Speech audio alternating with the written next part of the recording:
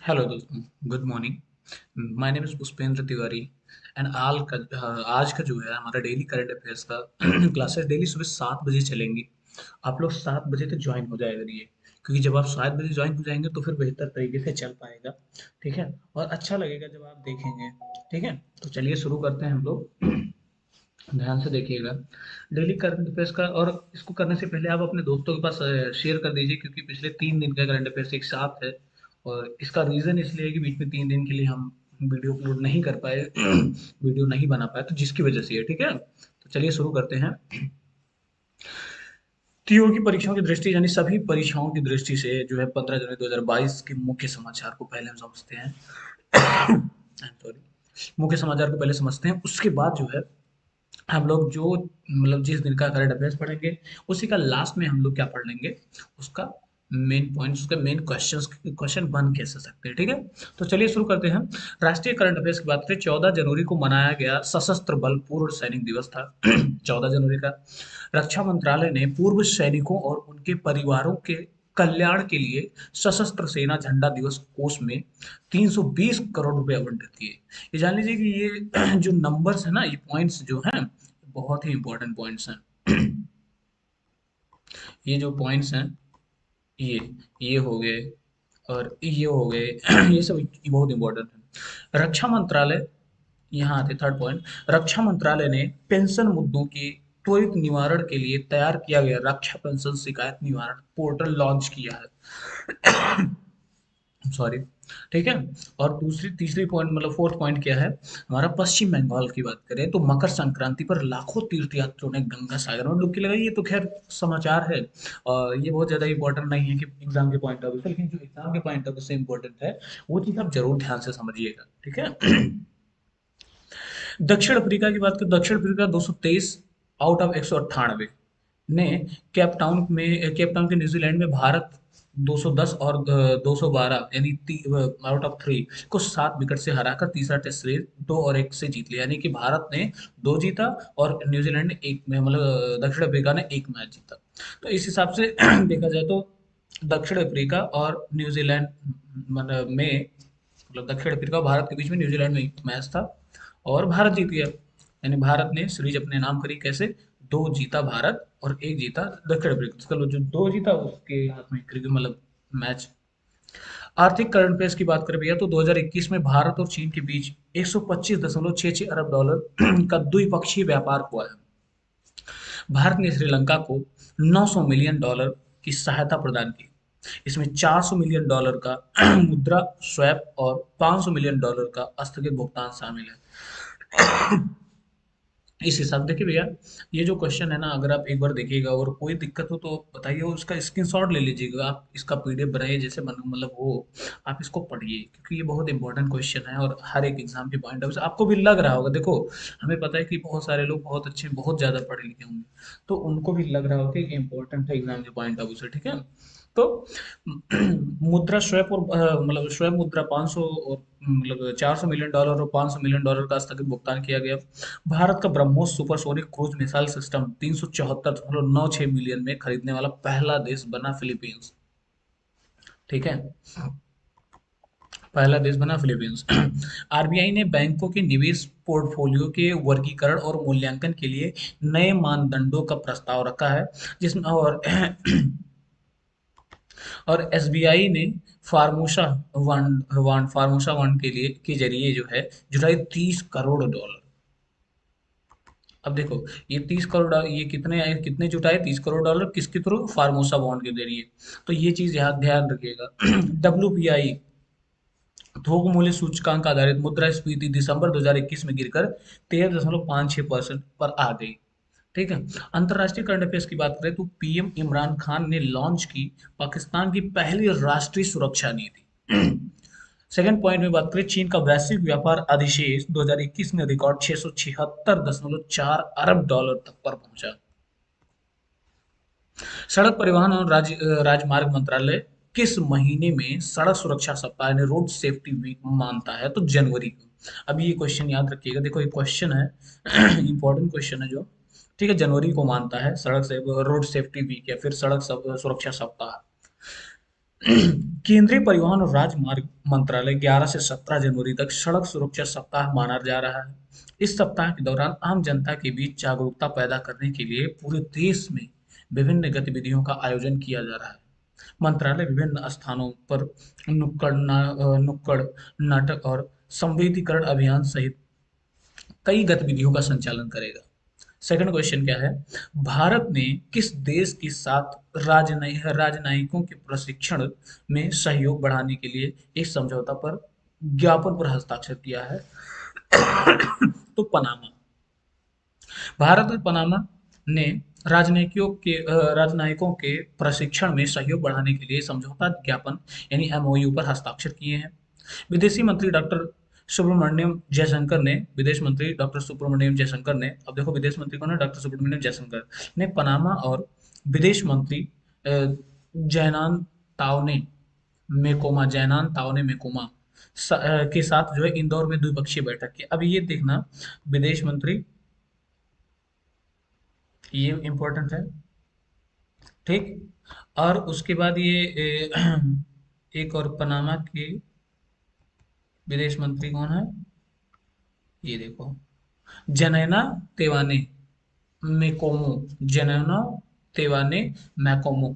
अब आप ऐसे रट्ठा मार लीजिएगा तो थोड़ा नाम अजीब रहता तो थोड़ा दिक्कत होती है। डॉक्टर सुब्रमण्यम जयशंकर ने अपने तरफ से, माने विदेश मंत्री डॉक्टर सुब्रमण्यम जयशंकर ने, और विदेश मंत्री जो दूसरे वाले देश के थे जैसे पनामा के, तो जनैना तेवाने मेकोमो, जो कि इंदौर में द्विपक्षीय बैठक की है। हेनले पासपोर्ट इंडेक्स 2023 के अनुसार किस देश का पासपोर्ट दुनिया का सबसे शक्तिशाली पासपोर्ट है? तो भैया जापान का। हेनले पासपोर्ट इंडेक्स रिपोर्ट 2023 के अनुसार जापान वर्ष 2023 के लिए दुनिया के सबसे शक्तिशाली पासपोर्ट सूची में शामिल किए हैं, शीर्ष पर बना हुआ है। जापानी नागरिक दुनिया भर में 193 देशों के जापानी नागरिक, जरा इधर देखो। जापानी नागरिक दुनिया भर में 193 देशों के लिए, थोड़ा बहुत डिस्टरबेंस हो रहा है, आई एम वेरी सॉरी। 193 देशों के वीजा मुफ्त या वीजा ऑन अराइवल एक्सप्रेस गंतव्यों की यात्रा कर सकते हैं। दूसरा स्थान सिंगापुर और दक्षिण कोरिया द्वारा साझा किया गया है। भारतीय पासपोर्ट दुनिया के सबसे शक्तिशाली पासपोर्ट इंडेक्स 2023 में 50वें स्थान पर है और 59 गंतव्यों में वीजा मुक्त प्रवेश देता है। कौन सा राज्य 26वें राष्ट्रीय युवा महोत्सव यानी नेशनल यूथ फेस्टिवल का मेजबान करेगा? तो कर्नाटका करेगा।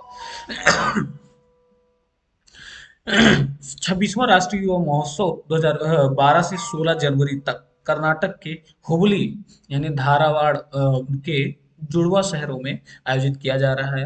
केंद्रीय युवा कार्यक्रम एवं खेल मंत्री अनुराग सिंह ठाकुर ने कहा कि इस वर्ष के युवा महोत्सव की थीम विकसित युवा यानी विकसित भारत है। थीम क्या है? विकसित युवा विकसित भारत। ये आपका बहुत इंपॉर्टेंट है, विकसित युवा विकसित भारत। इसको बनाए रखिएगा, ठीक है। प्रधानमंत्री नरेंद्र मोदी ने स्वामी विवेकानंद की जयंती पर 12 जनवरी को राष्ट्रीय युवा महोत्सव 2023 का उद्घाटन किया। नई एकीकृत खाद्य सुरक्षा योजना का नया नाम क्या था? तो प्रधानमंत्री गरीब कल्याण अन्न योजना। केंद्र ने नई एकीकृत खाद्य सुरक्षा योजना का नाम प्रधानमंत्री गरीब कल्याण योजना यानी PMGKAY, देखो भैया इसका पूरा नाम याद रखना। ठीक है, इसको याद रखना, इसका पूरा नाम क्या? प्रधानमंत्री गरीब कल्याण अन्न योजना। याद रखना। अब आपसे पूरा पूछ लेगा PMGKAY में के का नाम क्या है? तो के का नाम कल्याण है, एम का नाम मंत्री है, जी का नाम तुम्हारा क्या है बताओ जरा? तो गरीब है। तो आपसे ऐसे ही क्वेश्चन पूछा जा सकता है। ऐसे भी क्वेश्चन पूछे जाते हैं, आपने दिया होगा तो जरूर याद होगा। केंद्रीय मंत्रिमंडल ने अंत्योदय अन्न योजना और प्राथमिक घरेलू लाभार्थियों को मुफ्त खाद्यान्न प्रदान करने के लिए नई एकीकृत खाद्य सुरक्षा योजना को मंजूरी दी थी। अब अगर ध्यान दें तो प्रतियोगी परीक्षाओं की दृष्टि से बहुत ही इंपॉर्टेंट क्वेश्चन है, बहुत इंपॉर्टेंट है। अगर आप इस पर गौर करें तो राष्ट्रीय करंट अफेयर्स की बात है। केंद्रीय गृह मंत्री अमित शाह द्वारा जिला अधिकारियों को excellence in governance award for district magistrate प्रदान किए जाएंगे। ओडिशा सरकार ने लाभ कमाने वाली PSU Odisha power generation corporation यानी पीएसयू, ओडिशा पावर जनरेशन, और ओपीजीसी में 49% हिस्सेदारी बेचने की प्रक्रिया शुरू की है। अरे बाप रे! ठीक है, तो खैर इस पे कुछ बोलना नहीं है मुझे। गुजराती फिल्म छेलो गुजराती फिल्म छेलो सो का भाविन भाविन रबारी ने इंटरनेशनल प्रेस अकादमी आईपीए पुरस्कार जीता है। कौन सा इंटरनेशनल प्रेस अकादमी? केंद्रीय वाणिज्य और उद्योग मंत्री पीयूष गोयल ने, अब देखो केंद्रीय वाणिज्य वाणिज्य मंत्री और उद्योग मंत्री दोनों कौन है? पीयूष गोयल है। अब आप इसको याद रखिएगा। वाणिज्य एवं उद्योग मंत्री पीयूष गोयल ने राष्ट्रीय स्टार्टअप पुरस्कार 2022 की विजेता को सम्मानित किया है। भारत और फ्रांस के बीच द्विपक्षीय नौसेना अभ्यास वरुण, द्विपक्षीय नौसेना अभ्यास का नाम क्या था? वरुण। किसके किसके कौन कौन से देश के बीच में? भारत और फ्रांस के बीच में है। क्या का 21वां संस्करण पश्चिमी समुद्री तट पर शुरू हुआ है। ठीक है। आर्थिक करंट अफेयर्स की अगर बात करें तो भारत ने दिसंबर 2022 में 34.48 बिलियन अमेरिकी डॉलर का माल निर्यात किया है, जो नवंबर के आंकड़ों से 7.75% अधिक था, लेकिन एक साल पहले की तुलना में 12.2% कम है। सीमेंस ने भारत में मालगाड़ियों की आपूर्ति और सेवाओं के लिए 3 बिलियन यूरो के अनुबंध पर हस्ताक्षर किए हैं। भारत ने अप्रैल नवंबर 2022 के दौरान 6 बिलियन अमेरिकी डॉलर से अधिक मूल्य के स्मार्टफोन का निर्यात किया है। दिसंबर 2022 में थोक मुद्रास्फीति 22 महीने के निचले स्तर पर 4.95 पर आ गई है। अंतर्राष्ट्रीय करंट अफेयर्स की बात करें तो 8,50,000 की गिरावट के साथ चीन की आबादी 60 साल के निचले स्तर पर गिरकर 1.41 अरब हो गई है। काठमांडू से पोखरा जा रही नेपाल की यत एयरलाइंस की फ्लाइट लैंडिंग से पहले क्रैश, जहाज पर सवार सभी यात्री मारे गए। मतलब सभी लोग मतलब मारे गए। भाई चलो ठीक है, कोई ना। भाई देखो मैटर क्या है, अगर गाड़ी हो तो फटाफट उतर के भाग लो। भाई एरोप्लेन है, कहाँ उतर के भागोगे? उतरोगे तब भी निपट जाओगे। तो इसलिए जो है एरोप्लेन पर चलना अच्छी बात है, लेकिन थोड़ा खतरे से भाई हर जगह खाली नहीं होता है। रूस और रूस और बेलारूस ने बेलारूस के सैन्य हवाई क्षेत्रों में संयुक्त सैन्य अभ्यास शुरू किया है। ठीक है, आप ध्यान से देखो, जहां इंपॉर्टेंट होता है उसको हम एक बार जरूर बता देते हैं। अगले पॉइंट पे हम लोग आते हैं। खेल कूद करंट अफेयर्स की बात करें तो डेनमार्क की विश्व number 1 Victor Axelsen Victor Axelsen और जापान की अकाने यमागुची अकाने यमागुची, देखो इन दोनों नाम भैया याद रखना, खतरनाक है। नंबर 1 विक्टर एसएल सेन और जापान की का नाम है उनका अकाने यामागुची। इनका नाम है अकाने यामागुची, ने मलेशिया ओपन में पुरुष और महिला एकल खिताब जीते। हॉकी विश्व कप 2023 की बात करें तो भारत और इंग्लैंड के बीच मैच गोल रहित ड्रॉ पर समाप्त हुआ है। गोल रहित ड्रॉ पर समाप्त हुआ है। ठीक है। पहला पॉइंट का क्या करें, क्या बताएं, तो पहला क्वेश्चन ये है कि विदिशा अभिनव 5G उपयोग मामलों की तैनाती वाला पहला जिला किस राज्य में स्थित है? तो मध्य प्रदेश में। कंडीशन पढ़ लीजिएगा। ठीक है, वैसे पढ़ देता हूं। विदिशा मध्य प्रदेश का एक आकांक्षी जिला स्टार्टअप द्वारा पेश किए गए अभिनव 5G उपयोग मामलों की जमीनी तैनाती के लिए भारत का पहला जिला बन गया है। यह विदिशा जिला प्रशासन और दूरसंचार विकास केंद्र सीडॉल, दूरसंचार विभाग डीओटी की एक संयुक्त पहल है। डीओटी विदिशा में स्टार्टअप्स और एसएमईएस के 5G 4G आईओटी अभिनव संसाधनों की तैनाती के लिए 5G user case promotional pilot का नेतृत्व कर रहा है। किस संस्था ने ग्रामीण स्वास्थ्य सांख्यिकी रिपोर्ट जारी की है? तो भैया स्वास्थ्य और परिवार कल्याण मंत्रालय। ग्रामीण स्वास्थ्य सांख्यिकी रिपोर्ट हाल ही में केंद्रीय स्वास्थ्य और परिवार कल्याण मंत्रालय द्वारा प्रकाशित की गई थी। इस रिपोर्ट से सत्ता चलता सॉरी इस रिपोर्ट से पता चलता है कि देश भर में 6,064 सामुदायिक संस्था केंद्रों में आवश्यक सर्जनों और बाल रोग विशेषज्ञों की 80% से अधिक की कमी की गई। किस सार्वजनिक क्षेत्र के बैंक ने किसान पुष्पक योजना के तहत गरुड़ एरोस्पेस के साथ भागीदारी की है? तो यूनियन बैंक ऑफ इंडिया यानी यूको बैंक जिसको आप कहते हैं, union bank of India. Chennai के ड्रोन स्टार्टअप गरुड़ एरोस्पेस ने यूनियन बैंक ऑफ इंडिया के साथ यूनियन बैंक ऑफ इंडिया के साथ साझेदारी की है, क्योंकि 150 करोड़ कृषि किसान ड्रोन को किसान पुष्पक योजना के तहत ऋण के लिए स्वीकृत मिली है। ड्रोन ड्रोन ऋण से किसानों को फसल उत्पादन के लिए भूमि रिकॉर्ड संचालन और उर्वरक रसायनों और कीटनाशकों के छिड़काव में मदद मिलेगी।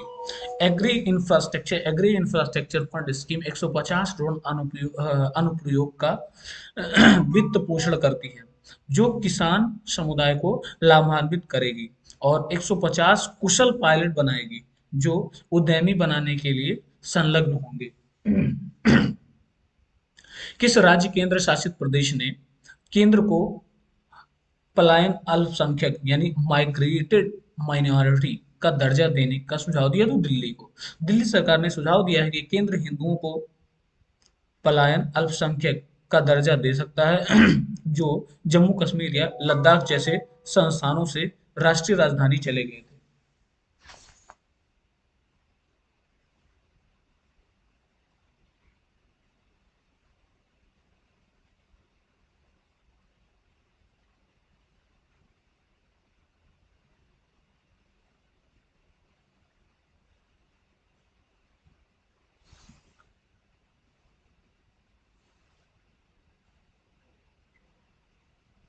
Okay, I am very sorry. हाल ही में खबरों में रही पाइनएप्पल एक्सप्रेस घटना किस क्षेत्र से संबंधित है? तो मौसम विज्ञान से। कैलिफोर्निया और वेस्ट कोस्ट के अन्य हिस्सों में वायुमंडलीय नदियां यानी एटमॉस्फेरिक रिवर्स की एक श्रृंखला है, जो वायुमंडल में लंबे संकीर्ण क्षेत्र हैं, जो उष्णकटिबंधीय क्षेत्रों के बाहर अधिकांश जल वाष्प का परिवहन करते हैं। वायुमंडलीय नदियों को पाइनएप्पल एक्सप्रेस कहा जाता है जब टेल एंड जहां नमी को वायुमंडल में खींच लिया जाता है, हवाई के पास यूएस वेस्ट कोस्ट की ओर से शुरू होता है। ठीक है। किस संस्था ने हाल ही में डाइटरी डाइटरी सप्लीमेंट पर सर्वेक्षण जारी किया है? तो भैया एफएसएसआई। ठीक है। और जिसमें भारतीय खाद्य सुरक्षा और मानक प्राधिकरण यानी एफएसएसआई ने हाल ही में, जान ले एफएसएसआई फुल फॉर्म जरूर याद रखना, यह बहुत बार पूछा जाता है, ने हाल ही में डाइटरी सप्लीमेंट पर एक सर्वेक्षण जारी किया है, जिसमें एफएसएसआई ने 1,45,000 यानी 1,45,000 प्रोटीन पाउडर के नमूनों का परीक्षण किया है और 4,890 को असुरक्षित और 16,582 को घटिया बताया है। किस संस्था ने ग्लोबल रिस्क रिपोर्ट 2023 जारी किया है? तो विश्व आर्थिक मंच ने ग्लोबल रिस्क रिपोर्ट 2023 को हाल ही में विश्व आर्थिक मंच डब्ल्यूईएफ द्वारा जारी किया गया था। इस रिपोर्ट के अनुसार जलवायु परिवर्तन को कम करने में विफलता और साथ ही जलवायु परिवर्तन अनुकूलन की विफलता अगले दशक में दुनिया के सामने आने वाली है, जो सबसे गंभीर जोखिम है। ध्यान देना भैया, थोड़ा ख्याल रखो। Revolutionaries, the other stories of how Indian won its freedom पुस्तक के लेखक कौन है? तो भैया संजीव सान्याल हैं। ठीक है। केंद्रीय गृह मंत्री अमित शाह ने revolutionaries the other story of how Indian वोन इट्स फ्रीडम नामक पुस्तक का विमोचन किया है। इस पुस्तक के लेखक अर्थशास्त्री संजीव सान्याल हैं, जो प्रधानमंत्री की आर्थिक सलाहकार परिषद के सदस्य भी हैं। जापान के साथ पारस्परिक पहुंच समझौता यानी रेसिप्रोकल एक्सेस एग्रीमेंट करने वाला पहला यूरोप देश कौन सा है? UK, United kingdom. यूके के प्रधानमंत्री ने लंदन में जापानी प्रधानमंत्री के साथ एक ऐतिहासिक रक्षा समझौता पर हस्ताक्षर किए हैं। इसे एक सदी से भी अधिक समय में दोनों देशों के बीच सबसे महत्वपूर्ण रक्षा समझौता माना जा रहा है। जो ब्रिटेन की सेना को जापान और में तैनात करने की अनुमति देता है। यूके पहला यूरोपीय देश है जिसका जापान के साथ पारस्परिक समझौता पहुंच समझौता है। किस राज्य ने साझा स्कूल बस प्रणाली और कृषि प्रतिक्रिया वाहन योजना लॉन्च की है? तो मेघालय। मेघालय के मुख्यमंत्री कॉनराड संगमा, ये याद रखना, मेघालय के मुख्यमंत्री का नाम कॉनराड संगमा ने sustainable transport and efficient mobility society यानी STEMS, इसका फुल फॉर्म याद रखना, sustainable transport and efficient mobility society का मतलब कार्यक्रम के हिस्से के रूप में साझा स्कूल बस प्रणाली का शुभारंभ किया। उन्होंने कृषि प्रतिक्रिया वाहन एग्रीकल्चर रिस्पॉन्स व्हीकल की खरीद के लिए किसानों को वित्तीय सहायता देने के लिए प्राइम एग्रीकल्चर रिस्पॉन्स व्हीकल योजना भी लॉन्च की है। ठीक है। अब बात करते हैं कि करंट पे 2017 मतलब 17 जनवरी का 2023 का मुख्य समाचार जो एक बार सुनते हैं, ध्यान से देखिएगा जरा। ठीक है। तो राष्ट्रीय करंट अफेयर्स की बात करें तो केंद्रीय गृह मंत्री अमित शाह द्वारा जिला अधिकारियों को excellence in governance award for district magistrate प्रदान किए जाएंगे। उड़ीसा सरकार, एक बार ये न्यूज शायद हो चुका है फिर भी पढ़ लेते हैं। उड़ीसा सरकार ने लाभ कमाने वाली PSU Orissa power generation corporation यानी OPGC में 49% हिस्सेदारी बेचने के लिए प्रक्रिया शुरू किया है। गुजराती फिल्म छेलो सो, फिल्म का नाम क्या है? छेलो सो, याद रखिएगा। छेलो सो के भाविन रावरी ने इंटरनेशनल प्रेस अकादमी IPA पुरस्कार जीत लिया है। ठीक है। तो IPA पुरस्कार कौन जीता? छेलो सो। कहाँ की फिल्म है? गुजराती। केंद्रीय वाणिज्य और उद्योग मंत्री पीयूष गोयल ने राष्ट्रीय स्टार्टअप पुरस्कार 2022 की विजेता को सम्मानित किया है। भारत और फ्रांस के बीच द्विपक्षीय नौसेना अभ्यास वरुण का 21वां संस्करण पश्चिमी समुद्री तट पर शुरू हुआ है। आर्थिक करंट अफेयर्स की बात करें तो भारत ने दिसंबर 2022 में 34.48 बिलियन अमेरिकी डॉलर का माल निर्यात किया है, जो कि नवंबर के आंकड़ों से 7.75% अधिक था। लेकिन अगर मैं बात करूं एक साल की, तो एक साल पहले की तुलना में 12.2% की कमी है। ठीक है। सीमेंस ने भारत में मालगाड़ियों की आपूर्ति और सेवाओं के लिए 3 बिलियन यूरो के अनुबंध पर हस्ताक्षर किए हैं। भारत ने अप्रैल 2022 के दौरान 6 बिलियन अमेरिकी डॉलर से अधिक मूल्य के स्मार्टफोन का निर्यात किया। दिसंबर 2022 में थोक मुद्रास्फीति 22 महीने के निचले स्तर पर 4.95% पर आ गई है। अंतर्राष्ट्रीय करंट अफेयर्स की अगर बात करते हैं तो 8,50,000 8,50,000 की गिरावट के साथ चीन की आबादी 60 साल के निचले स्तर पर गिरकर 1.41 अरब हो गई है।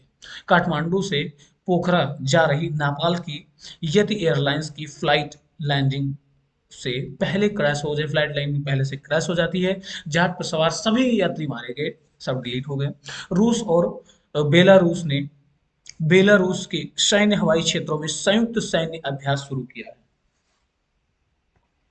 मैं बात करूं खेल कूद से तो डेनमार्क के विश्व विश्व नंबर वन, मैंने इसके पहले बात कर चुका हूं कि विश्व number one Victor Axelsen और जापान की अकाने यामागुची ने मलेशिया ओपन में पुरुष और महिला एकल खिताब जीते हैं।